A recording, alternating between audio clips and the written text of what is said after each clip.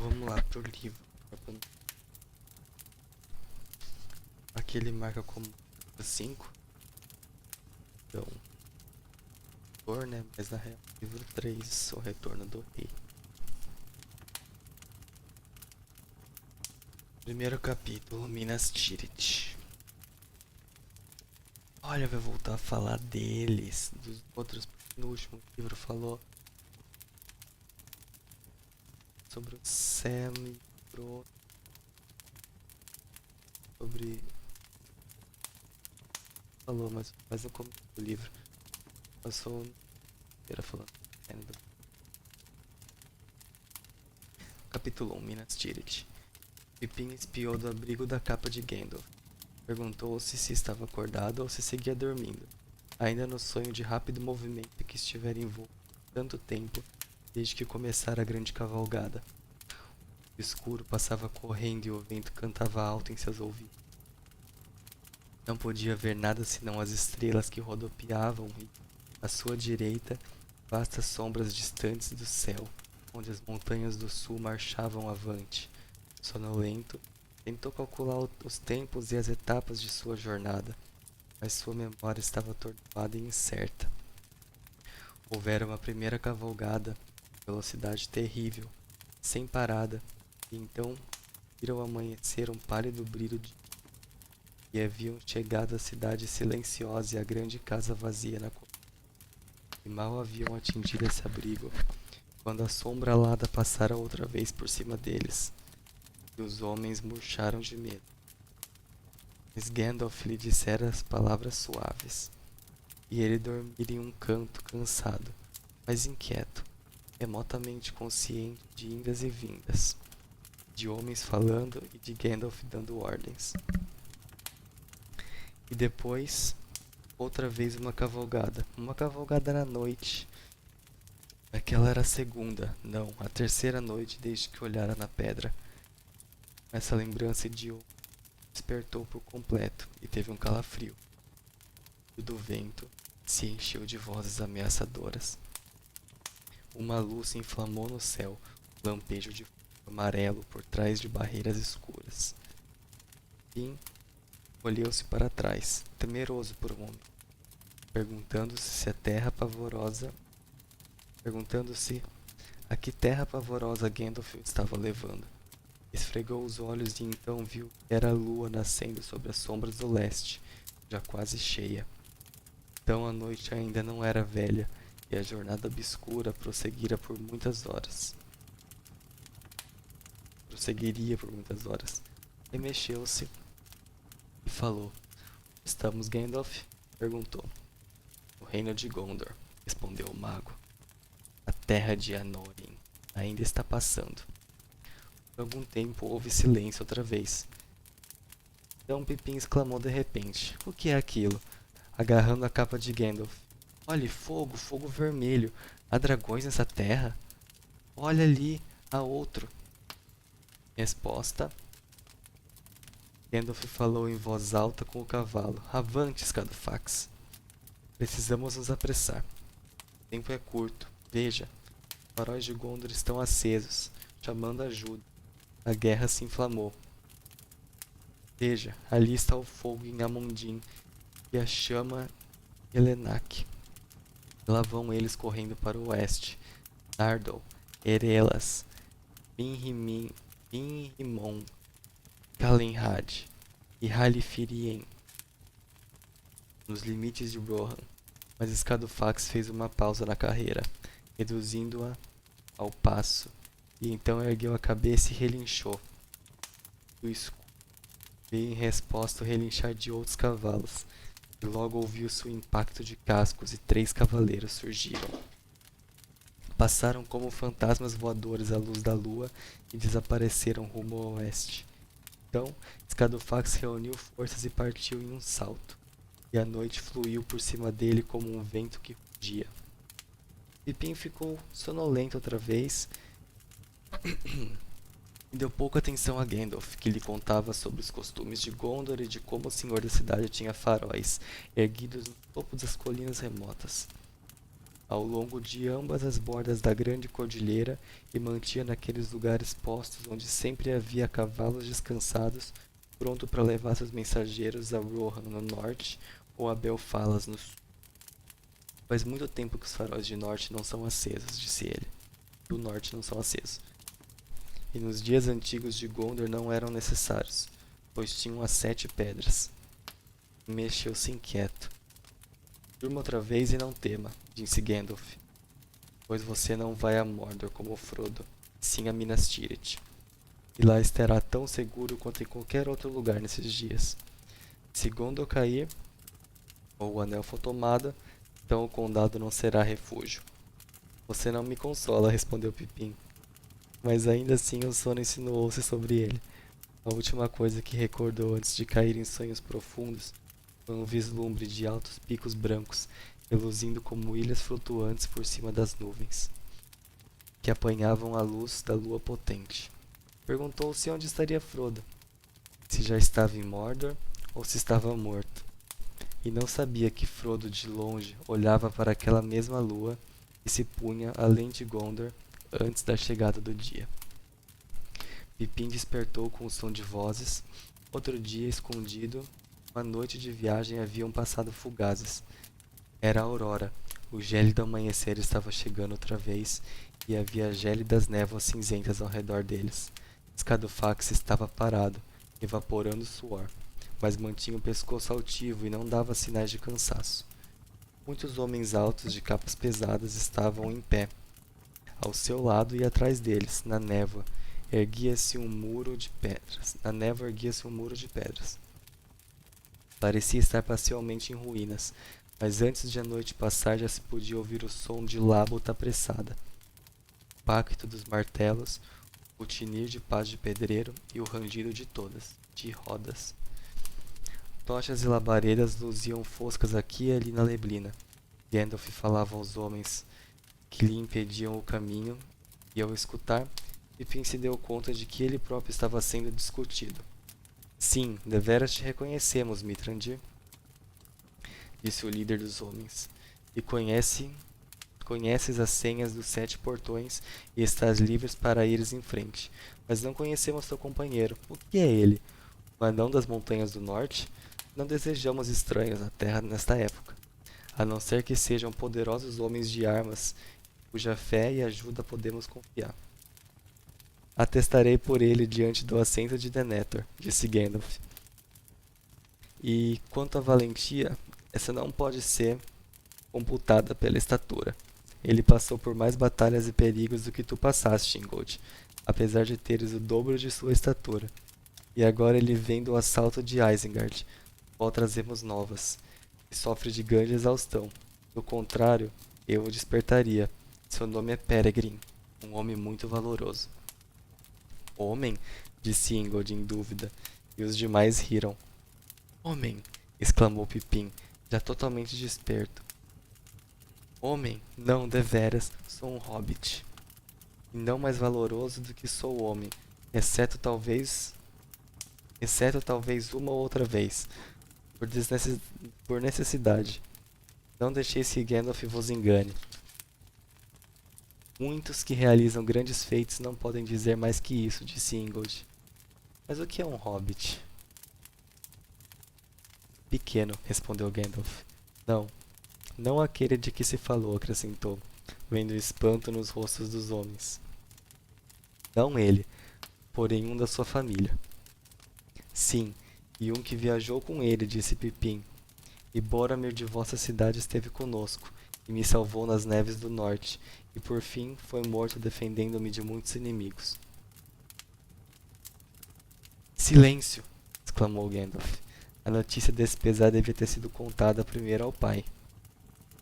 Ela já foi adivinhada, disse Ingolf, pois aqui ocorreram estranhos portentos ultimamente, mas agora prossegue depressa, pois o senhor de Minas Tirith estará ansioso por ver alguém que traga traga as últimas novas de seu filho, seja homem ou hobbit, completou Pippin.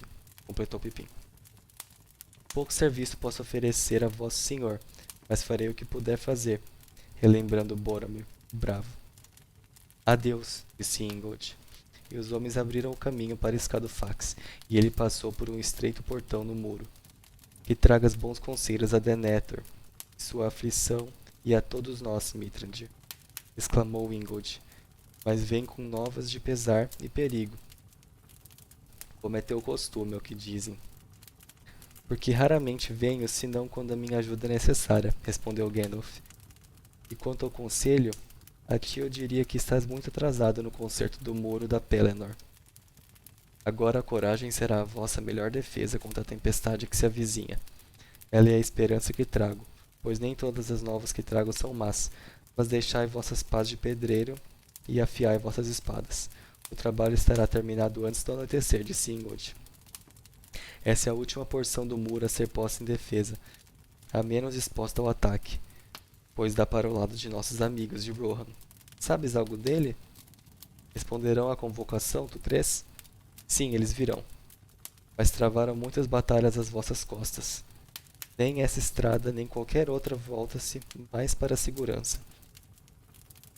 Nem essa estrada, nem qualquer outra se volta mais para a segurança. Estai vigilantes. Não fosse por Gandalf, corvo da tempestade, teríeis visto uma hoste de amigos de Anórien, não cavaleiros de Rohan, e ainda podereis vê-los. Adeus, e não durmais. Agora Gandalf estava entrando nas amplas terras além de Ramazekor. Assim os homens de Gondor chamavam o muro externo que haviam construído com grande lábota, depois que Ithilien caíra sobre a sombra de seu inimigo. Por 10 léguas ou mais ele se estendia, partindo dos sopés das montanhas e voltando outra vez, envolvendo seus cercos campos de Pelennor, belas e férteis. Belas e férteis propriedades rurais nas longas encostas e terraços que desciam para os níveis mais baixos do Anduin. No ponto mais afastado do grande portão da cidade, ao nordeste, o muro estava a 4 léguas de distância e ali, de uma ribanceira carrancuda, vigiava as longas regiões planas junto ao rio. E os homens haviam-no construído alto e forte, pois naquele ponto, por um passadiço murado, entrava a estrada vinda dos vales e das pontes de Osgiliath, atravessando um portão guardado entre torres ameadas. No ponto mais próximo, o muro estava a pouco mais de 1 légua da cidade, e isso era sudeste. Ali no Anduin, fazendo uma ampla curva em torno das colinas da Emin Arnen, em Lithien do Sul, se virava abruptamente para o oeste, e o muro externo se erguia bem na sua margem, e abaixo dele se estendiam os cais e atracadouros de Harlond, para embarcações que viessem rio acima dos feudos meridionais. As propriedades rurais eram ricas, com amplos campos cultivados e muitos pomares, e haviam fazendas com fornos de lúpulo, paióis, apriscos e estábulos, e muitos regatos que ondulavam através da relva, vindo dos planaltos rumos ao Anduin.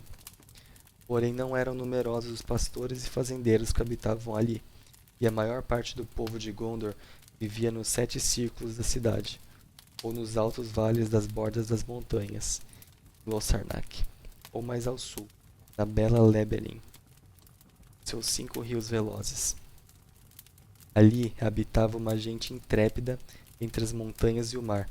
Eram considerados homens de Gondor, porém tinham o sangue misto, e havia entre eles pessoas baixas e morenas, cujos antepassados vinham mormente dos homens esquecidos e se alojavam na sombra das colinas nos anos sombrios, antes da chegada dos reis. Mas além do grande feudo de Belfalas, habitavam o príncipe Inhranil e seu castelo de Dol Amroth, Tomar, e era de sangue nobre, sua gente também, homens altos e orgulhosos de olhos cinzentos marinhos. Agora, depois de Gandalf ter cavalgado por algum tempo, a luz do dia cresceu no céu, e Pippin despertou, e ergueu os olhos. À esquerda estendia-se um mar de névoa, subindo para uma sombra área. Eita prega! Eu aí quem tava dormindo. Caiu a câmera aqui. Deixa eu arrumar.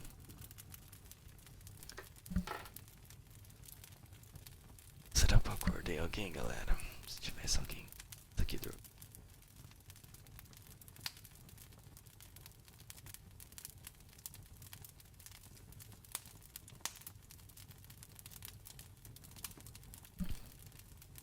Vamos lá.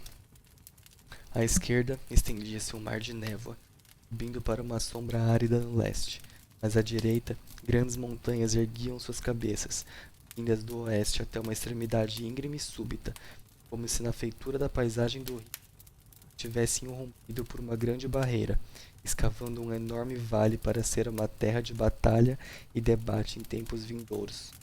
E ali, onde chegavam ao fim, as montanhas brancas de Ered Nimbrais. Ele viu, como Gandalf prometera, a massa escura do monte Mindoluin, as fundas sombras púrpuras de seus vales elevados e sua alta face que brilhava branca no dia nascente. E em seu joelho estendido ficava a cidade guardada, com as 7 muralhas de pedras tão fortes e antigas que ela parecia não ter sido construída, e sim esculpida por gigantes nos ossos da terra. Enquanto Pippin contemplava pasmado, as muralhas passaram de um cinza que assomava para o branco, levemente ruborizadas ao amanhecer, e de súbito o sol se elevou acima da sombra oriental, e emitiu um raio que atingiu a face da cidade. Embora Pippin exclamou em voz alta, pois a torre de Ectelion, erguendo-se alta no interior da muralha mais superior, reluziu diante do céu, brilhando como um espigão de pérola e prata, elevada, bela e formosa, e seu pináculo cintilou como se fosse feito de cristais, e estandardes brancos se desfraldaram e adejaram das ameias na brisa matutina. E ele ouviu alto e longínquo toque nítido, como de trombetas de prata. Assim Gandalf e Peregrin cavalgaram até o grande portão dos homens de Gondor ao nascer do sol, e suas portas de ferro rodaram abrindo-se diante deles. Mithrandir, Mithrandir! Exclamou as pessoas, agora sabendo que a tempestade deveras está próxima. Ela está sobre vós, disse Gandalf. Eu cavalguei em suas asas. Deixai-me passar. Preciso ir ter com vosso senhor Denethor enquanto durar sua regência. Não importa o que aconteça, chegastes o fim da Gondor que conhecestes. Deixai-me passar. Então recuaram diante do comando de sua voz e não o questionaram mais, apesar de contemplarem maravilhados o hobbit sentado à sua frente e o cavalo que o trazia, pois a gente da cidade usava muito poucos cavalos, e estes eram vistos raramente em suas ruas, exceto os montados pelos mensageiros de seu senhor, e diziam, certamente é uma das grandes montarias do rei de Rohan. Quem sabe os Rohirrim venham logo para nos fortalecer. Mas Escadufax caminhava altivo, subindo pela longa estrada que dava voltas. Pois a maneira de Minas Tirith era tal, que fora construída em 7 níveis, cada um deles escavados na colina, e em volta de cada um fora posta uma muralha, e em cada muralha havia um portão. Mas os portões não estavam alinhados. O grande portão na muralha da cidade ficava no ponto leste do circuito, mas o próximo dava meio para o sul, e o terceiro meio para o norte, e assim por diante, subindo com indas e voltas, de modo que o caminho calçado que ascendia a cidadela virava-se primeiro para cá e depois para lá, cruzando a face da colina. Cada vez que passava pela linha do grande portão, ele atravessava um túnel, em arco que perfurava uma vasta projeção de pedra. Um enorme volume estirado dividia ao meio todos os círculos da cidade, exceto o primeiro. Pois, parte pela formação primitiva da colina, parte pela pungente perícia e lábata de outrora, projetava-se do largo pátio atrás do portão um elevado bastião de pedra, de aresta afiada como uma quilha de nau voltada para o leste. Erguia-se até o nível do círculo superior e ali era coroado por uma meia, de modo que quem estivesse na cidadela poderia, como marinheiro em uma nau montanhosa, olhar deste pico na vertical do portão, 700 pés mais abaixo. 700 pés equivale mais ou menos a 213 metros. A entrada da cidadela também dava para o leste, mas era esculpida no coração da rocha. Dali um longo aclive iluminado por lamparinas subia rumo ao sétimo portão. Assim, chegava-se por fim ao pátio alto e à praça da fonte diante dos pés da Torre Branca, alta e formosa, 50 braças da base ao pináculo, onde o estandarte dos regentes flutuava 1000 pés acima da planície. 1000 pés equivale a 305 metros. Era deveras uma poderosa cidadela, e não podia ser tomada por uma hoste de inimigos enquanto houvesse dentro dela alguém capaz de portar armas, a não ser que o adversário viesse por trás e escalasse os sopés inferiores de Mindoluin, chegando assim até a estreita plataforma que unia a colina da guarda à massa montanhosa. Mas essa plataforma, que se erguia à altura da quinta muralha, estava cercada por grandes baluartes, até o precipício que se inclinava sobre a sua extremidade oeste, e naquele espaço estavam as casas e os túmulos abobadados dos reis e senhores do passado, silentes para sempre entre a montanha e a torre. Pippin fitou com crescente admiração a grande cidade de pedra, mais vasta e esplêndida que qualquer coisa que tivesse sonhado, maior e mais forte que Isengard, e muito mais linda. Na verdade, porém, declinava ano após ano, e já lhe faltava metade dos homens que podiam habitar ali com folga.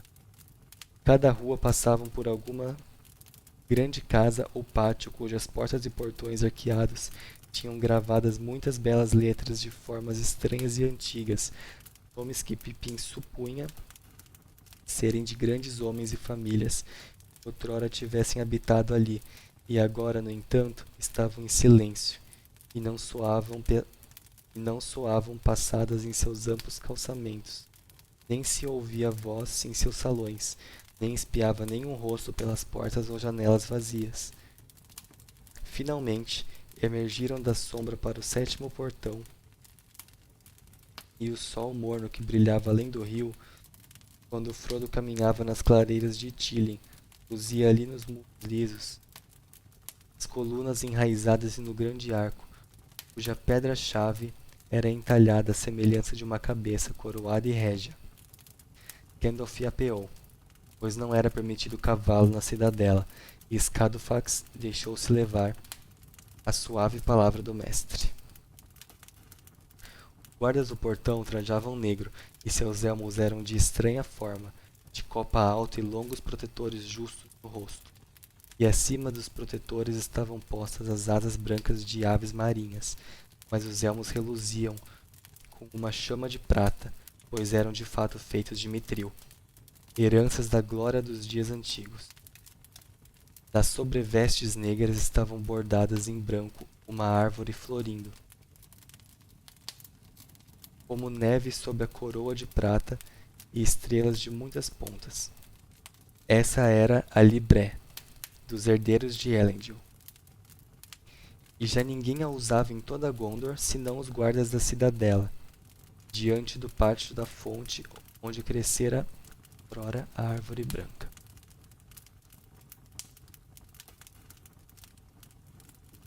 Deixa eu ver se falta muito pra gente acabar esse capítulo. Eu tô com sono, quase 2 da manhã. Lendo tudo errado.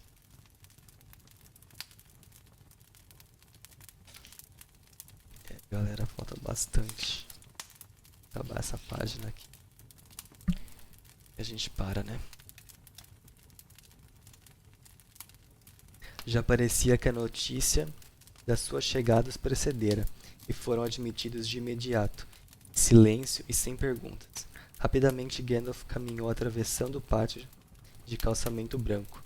Ali, uma doce fonte brincava ao sol matutino. e um gramado verde claro se estendia em volta. Mas no meio, pendendo sobre a lagoa, erguia-se uma árvore morta, e as gotas que caíam pingavam tristes por seus ramos estéreis e quebrados, voltando à água límpida. Pippin lançou-lhe uma olhadela ao correr no encalço de Gandalf. Parecia fúnebre, pensou. Perguntou-se por que a árvore morta fora deixada naquele lugar, onde tudo mais estava bem cuidado. 7 estrelas e 7 pedras, uma árvore branca, já vês.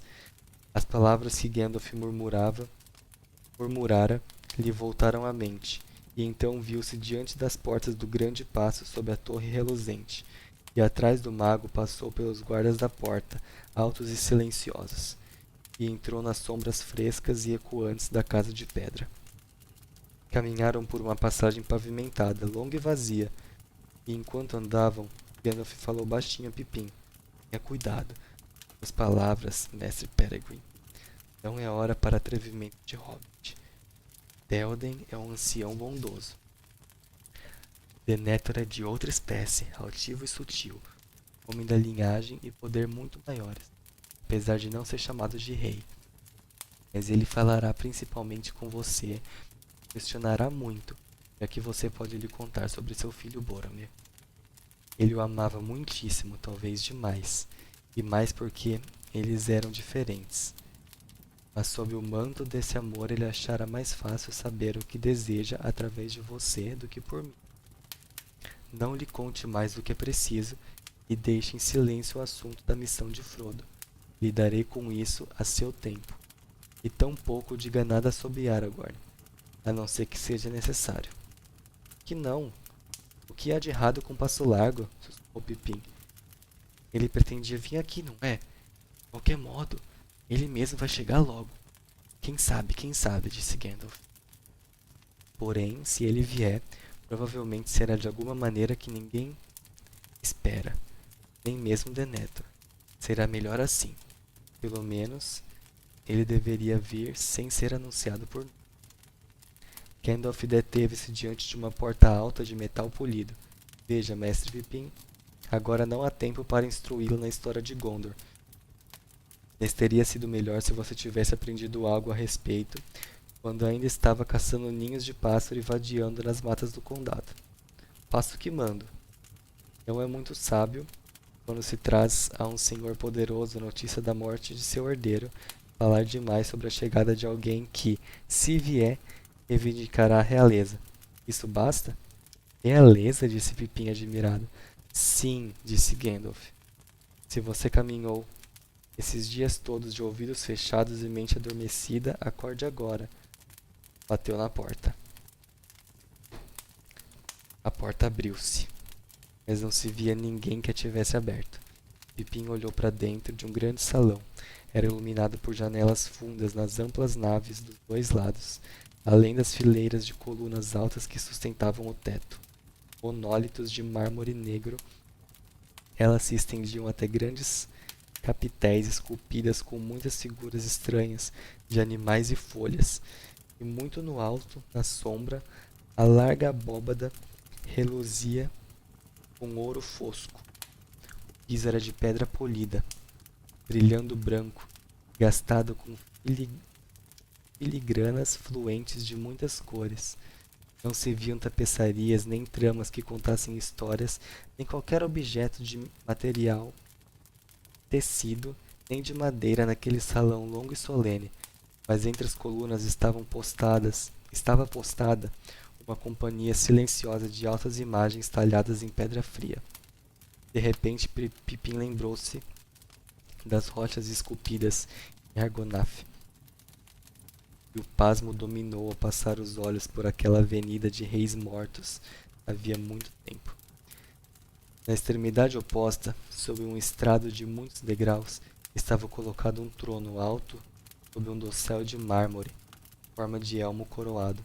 Atrás dele estava esculpida na parede e engastada com gemas a imagem de uma árvore em flor. Mas o trono estava vazio. Ao pé do estrado, no degrau inferior, que era largo e fundo, havia uma cadeira de pedra, negra e sem adornos. e nela estava sentado um ancião que fitava o próprio colo. Tinha na mão um bastão branco com castão dourado. Não ergueu os olhos. Solenemente caminharam em sua direção pelo longo piso até se deterem a 3 passos de seu escabelo. Então Gandalf falou: Salve, senhor e regente de Minas Tirith, Denethor, filho de Ethelion. Venho com meus conselhos e novas nesta hora sombria. Então o ancião ergueu os olhos. Pim viu seu rosto esculpido, ossos altivos, pele como marfim, o longo nariz curvo entre os olhos escuros. E lembrou-se, não tanto de Boromir quanto de Aragorn. Deveras sombria é a hora, disse o ancião. E em tais tempos costuma vir Mithrandir. Mas, apesar de todos os sinais pressagiarem que a sina de Gondor se avizinhava, essa treva já me é menor que minha própria treva. Foi-me dito que trazes contigo alguém que viu morrer meu filho. É este? É, assentiu Gandalf. Um dos dois.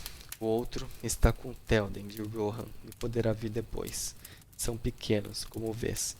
No entanto, este não é o de que falaram os presságios.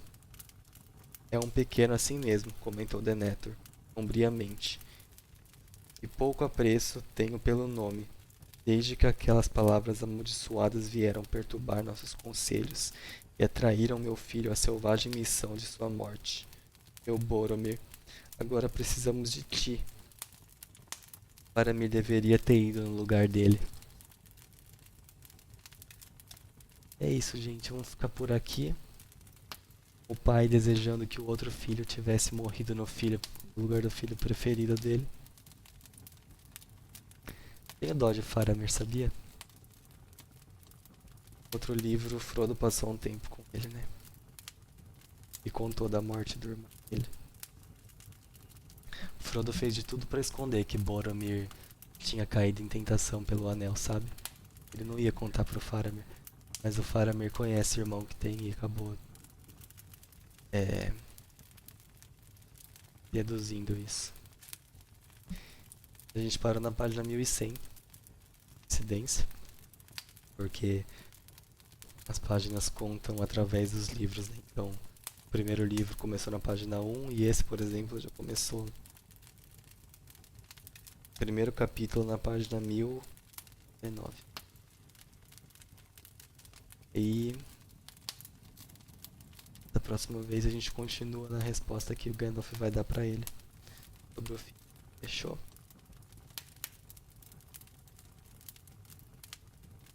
Deixa eu abrir aqui a Twitch pra ver a live.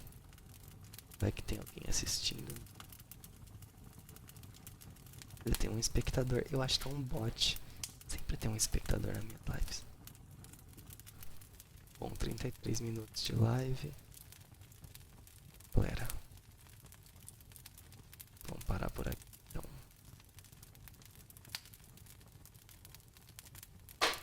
Valeu.